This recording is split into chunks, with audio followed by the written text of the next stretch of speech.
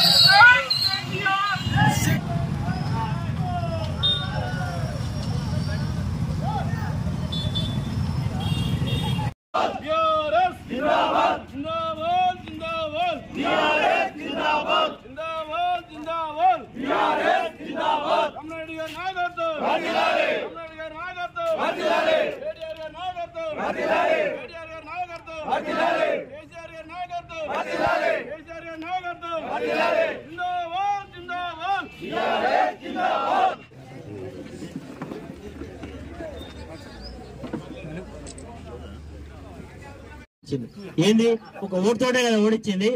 ఇప్పుడు కూడా మనం ఎమ్మెల్యే గారిని ఏమనాల్సిన అవసరం లేదు. ఎందుకంటే భయం ఉంటుంది, మళ్ళీ ఏదో కేసు పెట్టిస్తాడో ఏదో ఇబ్బంది పెడతాడో లేకపోతే నాకు ఇల్లు వచ్చేది ఏమైనా ఆగుతుందో. ఈ ప్రభుత్వంలో ఇల్లేం రావు, మీరేం ఆశపడకుండా.